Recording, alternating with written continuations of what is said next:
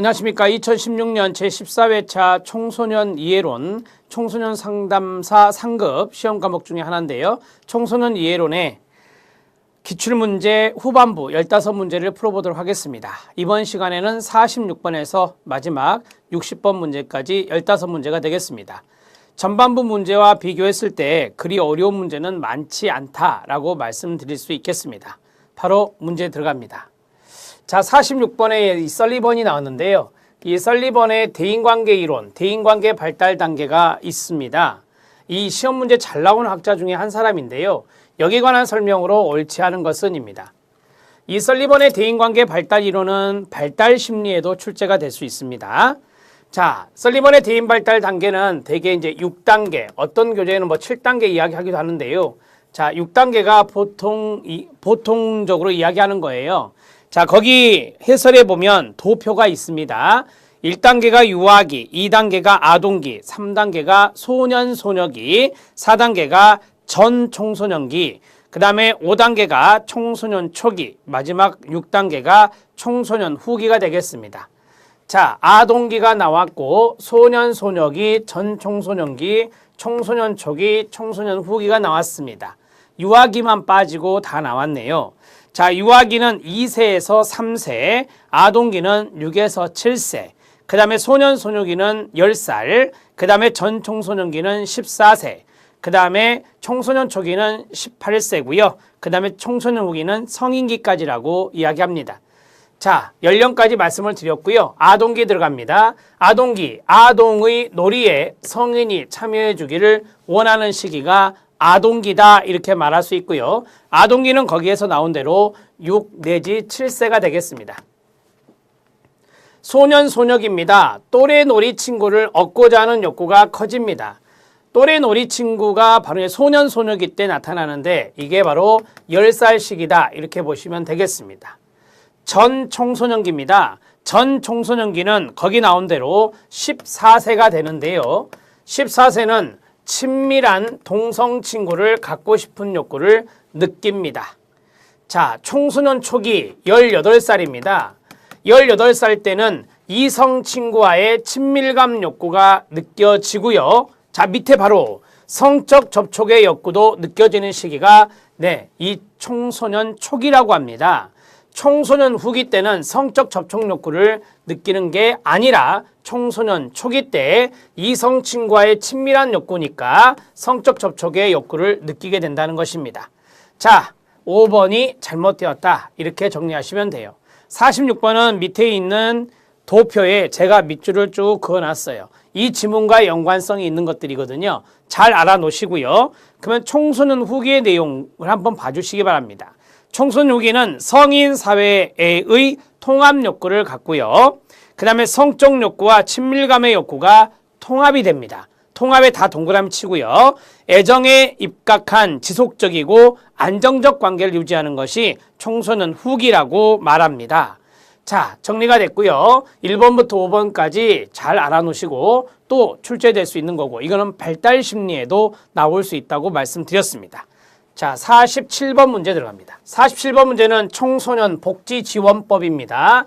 옳지 않은 것은입니다. 청소년 복지지원법 앞에 위기 청소년에 대한 지원 한 문제 봤었죠. 자, 국가는 지역사회 청소년 통합지원체계의입니다. 의 구축 운영을 지원하여야 한다. 지역사회 청소년 통합지원체계가 바로 CSNET이라고 할 수 있겠습니다. 맞습니다. 자, 2번 청소년증이 있습니다. 청소년증은 9살 이상 24세 이하 청소년에게 발급할 수 있다. 나이 틀렸습니다. 18세 이하입니다. 9세 이상 18세 이하의 청소년에게 청소년증을 발급할 수 있는 겁니다. 청소년 복지시설이 청소년 복지지원법에 있는데 세 가지가 있습니다. 청소년 쉼터, 청소년 자립지원관, 청소년 치료재활센터 세 가지가 있습니다. 보호자란 끊어요. 친권자, 법정대리인, 사실상 청소년을 양육하는 사람을 우리는 보호자라고 합니다. 국가는 위기 청소년의 가족에 대한 상담 교육을 실시할 수가 있습니다. 가족에 대한 지원도 있다라고 하는 것을 이야기하고 있는 것이죠. 답은 2번입니다. 청소년증 발급은 9세 이상 18세 이하입니다. 연령 알아놓으십시오. 숫자 시험이 청소년 이해론에 잘 나옵니다. 답은 2번입니다. 48번 문제 들어갑니다. 인터넷 중독과 연관성이 있습니다. 인터넷 중독에 영향을 주는 심리적 요인을 모두 고른 것은입니다. 첫 번째, 충동성이 있으면 인터넷 중독 나타날까요? 네. 우울감이 있으면 인터넷 중독 나타날 수 있겠죠. 그 다음, 자기 통제력을 뭐하면? 상실하면 인터넷 중독이 나타납니다. 자아 존중감, 자존감이라는데요. 이게 낮으면 인터넷 중독이 나타날 수 있습니다. 하나 더 말씀드리면 감각 추구 성향이란 게 있습니다. 감각 추구 성향이 높으면 높을수록 인터넷 중독이 나타날 수 있습니다. 인터넷 중독의 영향 요인은 많은 논문에서 어떠한 것들이 영향 요인이다 이렇게 밝혀진 바가 있습니다. 그러한 것들이 여기에 다 들어있는 거예요. 그래서 기역, 니은, 디귿, 리을 모두 다 인터넷 중독에 영향을 주는 심리적 요인이다 이렇게 판단하시면 됩니다. 자, 정리가 됐고요. 49번 문제 들어갑니다. 49번 문제는 쉽습니다. 여성 동그라미, 여성의 도덕성 발달 과정에 관한 이론을 제시한 학자는 미국의 여성윤리학자 길리건입니다. 길리건이 바로 남성과 여성의 도덕적인 차이가 있다 그래서 성차 이론입니다. 도덕성과 연관된 성차 이론을 제시한 학자가 바로 길리건이 되겠습니다. 이 여성은 배려를 강조한다 라고 이야기하고 있죠. 답은 3번입니다.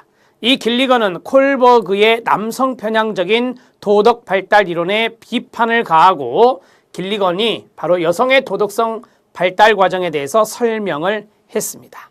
답은 3번입니다. 50번 문제는 브론펜 브레너가 나왔습니다. 브론펜 브레너는 생태학적 모형학자인데요. 미시체계에 속하지 않는 것은입니다. 우리는 미시체계를 소속체계라고 합니다. 어떠한 청소년이 있다. 그 청소년이 소속되어 있는 체계를 미시라고 합니다. 사회정책은 거시에 들어갑니다. 사회정책은 거시체계에 들어갑니다. 학교 미시, 또래집단 미시, 형제자매 미시, 가정 미시가 됩니다. 답은 1번이 됩니다. 브론펜 브레너는 생태체계의 5가지를 제시했죠.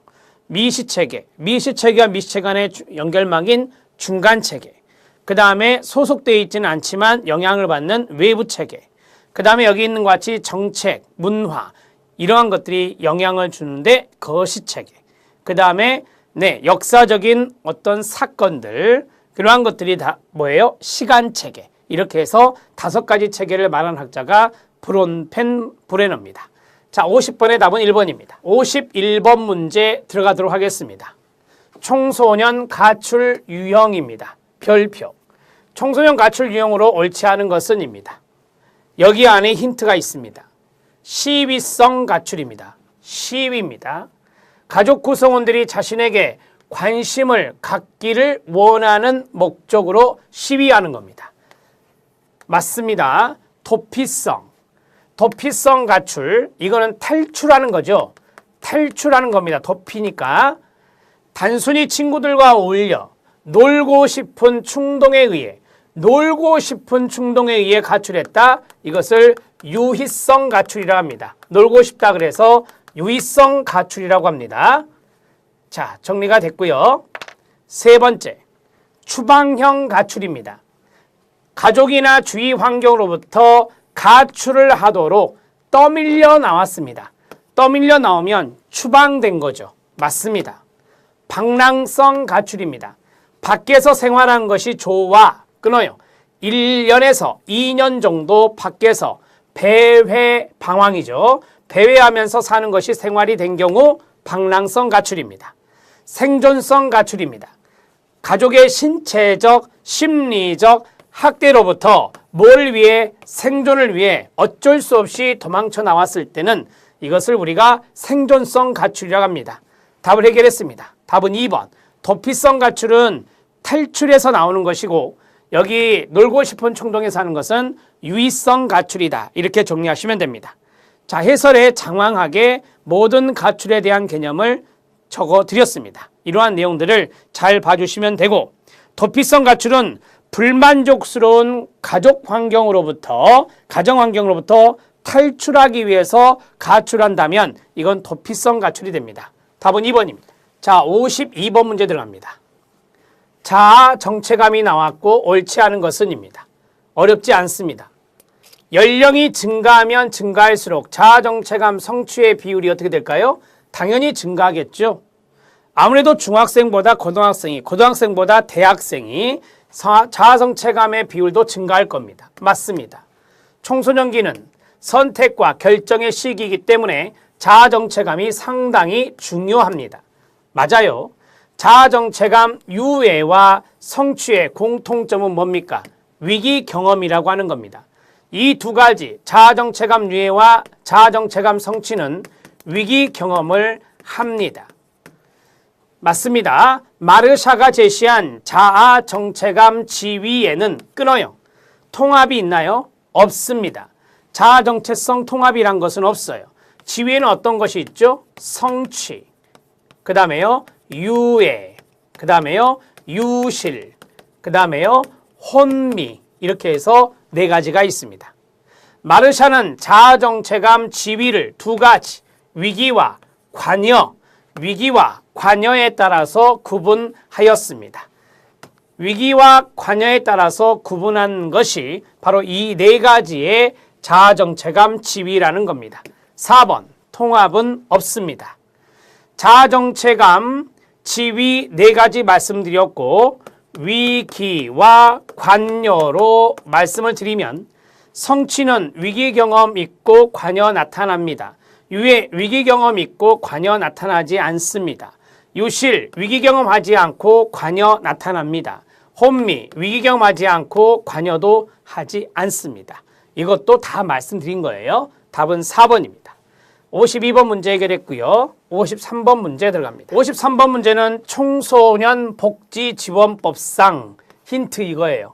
다문화 가족의 청소년을 지원할 목적으로 설치, 운영할 수 있는 기관은, 힌트는 다문화 가족입니다. 다문화를 생각해 주세요. 지역아동센터, 이주배경 청소년 지원센터, 청소년 꿈키움센터, 청소년 보호재활센터, 지방청소년활동진흥센터, 여기 이주배경이라는 단어가 다문화입니다. 그래서 이주배경 청소년 지원센터가 다문화 가족의 청소년을 위한 지원기관입니다. 정리됐죠? 네. 이것은 어려운 부분이 전혀 아니라는 것 말씀드립니다. 해설에 이주배경 청소년에 대한 지원과 이주배경 청소년 지원센터에 대해서 적어드렸습니다. 참고적으로 읽어주시기 바랍니다. 54번 문제도 법령의 문제입니다.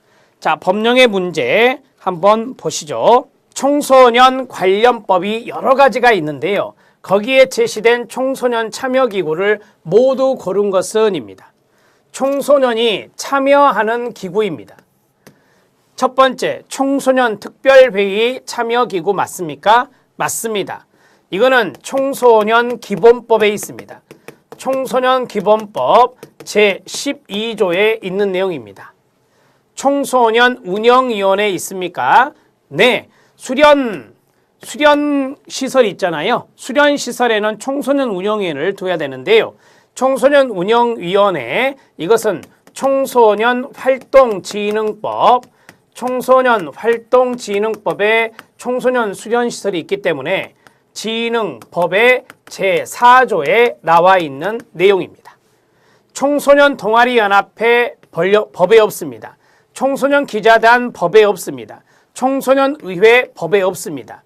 청소년 관련법상 제시된 걸 찾아라 그랬으니까 기억과 니은만 해당됩니다. 답은 1번이 답이 되겠습니다.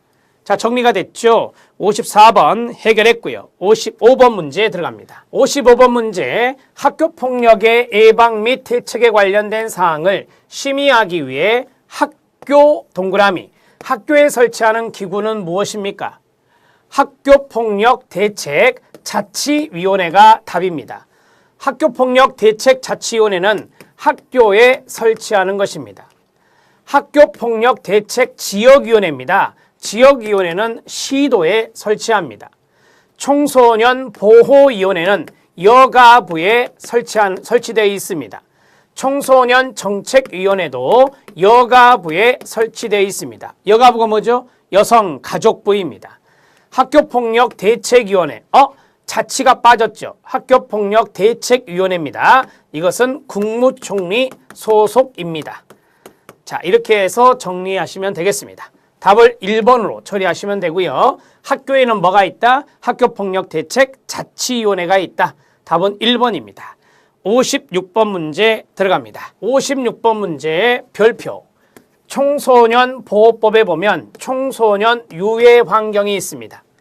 청소년 유해 환경에 해당되는 것을 모두 고른 것은 청소년 유해 환경은 청소년 유해 매체물, 청소년 유해 약물, 청소년 유해 업소, 청소년 유해 물건, 유해가 들어간 것은 이 네 가지입니다. 매체물, 약물, 업소, 물건 모두 다 유해 환경에 들어갑니다. 또 하나, 청소년 폭력과 학대, 이것도 청소년 유해 환경에 들어갑니다. 모두 다 법조문에 보면 청소년 유해 환경으로 용어의 정의에 보면 나와 있습니다. 자, 정리가 됐죠? 56번의 답은 5번이 답이 되겠습니다. 57번 문제 들어갑니다. 자, 57번 문제 긴즈버그가 나왔습니다. 긴즈버그는 직업선택 발달 이론의 내용인데요. 왜 긴즈버그라는 학자가 나올 수 있느냐? 이건 당연히 발달 심리에도 나올 수 있는데요. 이건 진로 발달과 연관성이 있기 때문에 청소년 상담사 시험에 출제가 되는 겁니다. 직업 상담사 시험에 더 많이 나오는데요. 자, 청소년 진로 발달과 연관성이 있는 직업선택 발달 이론에서 잠정적 단계에 포함되지 않는 것은입니다. 자, 여기 긴즈버그는 크게 발달 단계를 환, 잠, 현 이렇게 나누었습니다. 환자면 꼭 외우셔야 됩니다. 환상기, 잠정기, 현실기 이렇게 나누었습니다. 자, 잠정적 단계가 여기잖아요. 그러면 환상기는 해당되지 않겠죠. 그래서 답은 판타스틱 스테이지라고 하는 환상기가 되는 겁니다. 자, 네 번째, 네 가지, 이 잠정기 네 가지는 흥미기, 가치기, 능력기, 전환기 이렇게 되어 있는데요. 이것도 순서가 있어요. 한번 써보세요. 흥능가전입니다. 암기하는 방법, 흥능가전. 흥능가전입니다. 자, 가전제품 파는 가게 이름이라고 외우세요. 흥능가전. 흥이 뭐죠? 흥미기. 능이 뭐예요? 능력기. 가가 뭐예요? 가치기. 마지막에 뭐예요? 전환기. 이렇게 해서 흥능가전으로 외워놓으면 또 다른 문제를 대비할 수가 있습니다. 자, 답은 4번이 답이에요. 쉽게 풀 수 있는 문제였습니다. 자, 이제 58번 문제 들어갑니다. 자, 58번 문제 별표. 학자를 찾는 문제인데요. 문화 현상에 대하여 다음과 같이 주장한 학자는 누구냐라고 했습니다. 자, 문화산업이 등장되었죠. 문화산업이 등장한 시대에 들어서면서 예술작품의 복제, 이 복제란 단어가 키워드가 됩니다. 복제가 가능하게 되었습니다. 자, 우리 예술작품 보면 복제 많이 하잖아요. 복제가 많이 되어서 그러한 것들을 우리가 집안을 꾸밀 때 그런 것들을 많이 복제품을 사서 걸어놓기도 하잖아요. 그러한 것들이 바로 이제 첫 번째 지문이고요. 두 번째, 이렇게 예술작품을 복제하는 것은 아우라의 파괴를 가져왔다라고 해요. 아우라 파괴가 가장 결정적 힌트가 돼요. 우리가 아우라라고 하면 오리지널을 말합니다. 오리지널. 여러분 각주에 보면 원본이라는 것이 있어요. 원본. 자, 원본성을 갖고 있는 게 오리지널이라고 하잖아요. 그것을 아우라 이렇게 말합니다. 또한 아우라는 현존성, 유일한 현존성이라고 하기도 합니다. 유일한 현존성을 하나밖에 없다라고 하는 거예요. 현재 존재하는 것 딱 하나. 그게 바로 원본이잖아요. 따라서 이런 것들을 강조하는 것들이 아우라인데 이러한 복제로 인해서 아우라는 뭐 됐다? 붕괴됐다, 파괴됐다라고 이야기하는 학자가 누굽니까? 베냐민이라는 학자입니다. 베냐민이라는 학자가 바로 여기 아우라의 붕괴를 이야기한 학자입니다. 문화산업의 등장은 예술 수용 방식에 있어서 수용자의 능동적인 측면을 부각시켰다라고 했는데요. 세 번째 있는 것은 참고만 하셔도 됩니다. 자, 우리는 예술 작품의 복제가 아우라, 즉 원본성이라든지 유일한 현존성이라든지 오리지널리티라고 하는 그러한 것들의 붕괴를 가져왔다라고 주장한 학자는 베냐민이다. 이렇게 알고 계시면 됩니다. 이해되셨죠? 58번의 답을 5번호 처리하시고요. 자, 밑에 있는 해설의 박스는 논문에 있는 내용을 가져왔습니다. 그래서 조금 여러분들이 어려울 거예요. 읽기가 좀 어려울 건데 이것은 이제 과학의 논문에서 가져온 것이라서 여러분들 읽을 때 좀 어려운 부분이 있지만 하나만 기억하세요. 예술 작품의 복제가 가능해진 시대에 살고 있고 그것은 바로 아우라의 붕괴를 가져왔다라고 하는 것을 말한 학자는 베냐민이다. 이렇게 정리하시고 넘어가시라고요. 자, 정리가 됐죠? 58번의 답은 5번입니다. 자, 59번 문제 들어갑니다. 자, 59번 문제는 별표 쳐야 되고요. 머튼의 아노미 이론입니다. 머튼의 아노미 이론도 비행 이론 중에 하나라고 보시면 되겠는데요. 자, 여기에서 개인이 문화적 목표는 거부합니다. 하지만 제도화된 수단은 수용을 하네요. 여러분, 제도화된 것을 받아들인다라고 하면 상당히 형식적이고 그 다음에 의례적인 것을 좋아하는 거예요. 따라서 문화적인 목표는 거부하지만 제도화된 수단을 수용하는 유형은 의례형이다. 이렇게 말하는 거예요. 의례형이다. 자, 의례형은 보통 이제 제도화된 형식적인 부분들, 그러한 것들을 이야기하는 것입니다. 자, 머튼의 아노미 이론에서 그 유형이 있어요. 여러분 해설에 제가 담아놨는데 이것을 유형 5가지를 다음과 같이 한번 정리해 볼게요. 유형 5가지가 있는데 지금 여기서 2가지가 나왔죠. 개인이 문화적 목표가 있고 문화적 목표가 있고요. 문화적 목표가 있고 슬래시하고 제도화된 수단이 있습니다. 제도화된 수단이 있어요.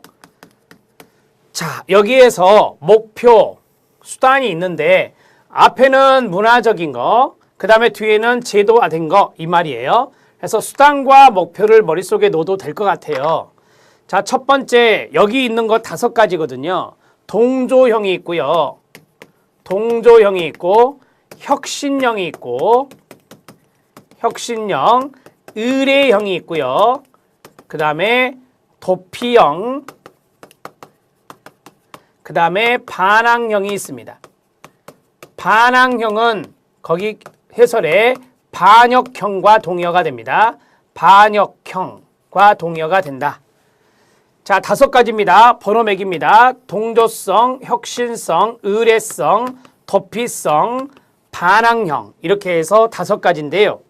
자, OX로 해보겠습니다. 해설을 잠깐 보셔도 돼요. 문화적 목표와 제도적 수단을 수용한다라고 했죠. 그러면 동조가 모두 다 수용하는 것이 O입니다. 자, 그 다음에 혁신이 있어요. 혁신은 문화적 목표는 수용을 해요. 하지만 제도화된 수단은 수용을 하지 않아요. 그 다음에 의례형은 반대가 돼요. 목표는 수용하지 않고요. 제도화된 수단만 수용을 하는 것입니다. 도피형은 뭐예요? 모두 거부하는 거예요. 도피형은 모두 거부하는 것이 여기에 들어간다. 자, 반항형은 뭐냐면 이렇게 설명해야 돼요. 기존 목표와 수단은 거부를 해요. 거부하고 자, 새로운 목표와 수단으로 대체하는 겁니다. 새로운 목표와 수단으로 대체하는 겁니다. 자, 이것을 우리는 반항형 또는 반역형이다 이렇게 정리할 수 있습니다. 자, 이런 것들 한번 적어 놓으시면 나중에 시험 볼 때 도움이 될 겁니다. 목표와 수단 모두 다 수용하면 동조형, 목표는 받아들이는데 수단은 받아들이지 않은 게 혁신형, 반대로 목표는 받아들이지 않는데 수단은 받아들이는 게 의례형, 도피형은 둘 다 받아들이지 않는 것, 반항형은 기존의 목표 수단은 거부를 하고 받아들이지 않고 새로운 목표 수단으로 대체하는 것, 이렇게 정리를 해드렸습니다. 자, 답은 3번입니다. 의례형이 답입니다. 자, 마지막 들어갑니다. 60번 문제 쉽습니다. 자, 60번 문제는 심리 측정 및 평가에나 나올 수 있는 것이 청소년 이해론의 출제가 됐습니다. 홀랜드 이론입니다. 홀랜드 이론은 대개 육각형 이론이라고 하기도 하고요. 개인 환경 적합성 이론이라고도 합니다. 개인 환경 적합성 모형 또는 육각형 이론이라고 하는데요.